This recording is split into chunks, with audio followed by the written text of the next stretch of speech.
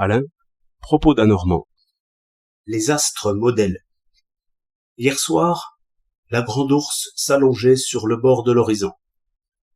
Cassiopée élevait ses fanaux en zigzag de l'autre côté de la polaire. Vega, l'étoile bleue, brillait au sommet du ciel. Vers l'Occident, Arcturus descendait.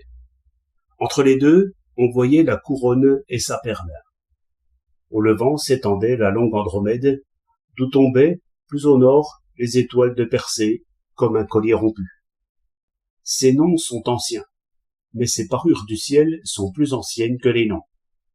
Les bergers chaldéens les voyaient comme nous les voyons.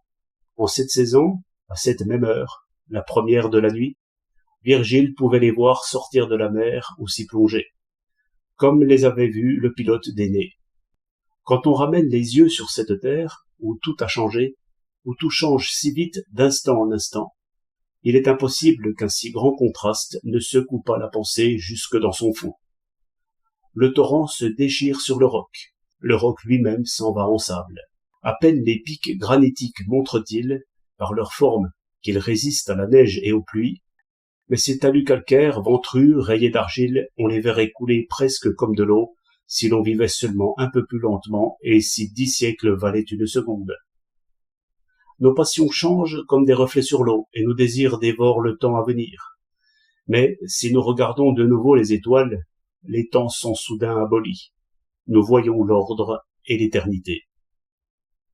Platon en fut tellement saisi qu'il enseigna que les dieux nous avaient donné les étoiles pour modèle, afin que nous missions, malgré les choses qui s'écoulent, l'ordre et le repos dans nos idées.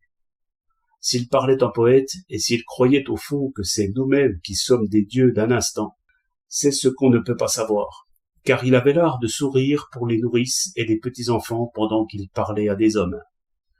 Toujours est-il qu'il exprimait là une grande et profonde idée, car ce sont certainement les mouvements du ciel qui donnèrent aux hommes la première notion d'un ordre à chercher dans les choses. D'où toute leur puissance et toute leur justice est sortie, tombant ainsi réellement du ciel, mais tout autrement que les prêtres ne le disent. C'est pourquoi aujourd'hui encore, c'est au vrai ciel des étoiles qu'il faut suspendre une vie humaine, sans quoi les caprices des hommes et les cris des enfants nous étourdiraient. Là est le modèle de toute science humaine, et de toute machine humaine, et de toute sagesse humaine. Là regarde le législateur des cités, et le législateur de lui-même, et le poète, et la vieille bonne femme aussi. Tous cherchent la même chose. Les uns quelques dieux arbitres, les autres quelques lois. Tous le sceptre humain et la couronne humaine. Chacun comme il la voudrait. Les uns regardant les images, et les autres lisant. 15 septembre 1909.